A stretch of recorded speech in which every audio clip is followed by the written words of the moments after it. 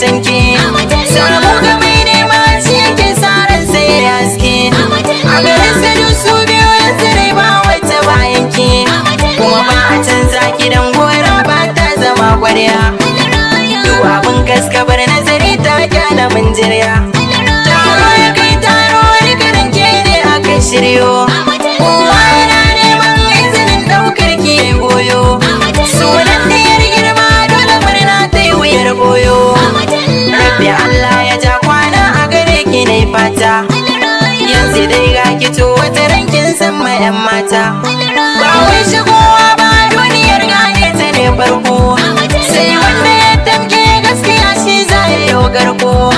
aka sa kan lallai shi yake sa ai shiga tarko san matai nisa da kafin da ya je ya kan dawo rayuwa kyau ki dau kwaya zalla ki barbawo wanda ya tsage ya kare baya zama bango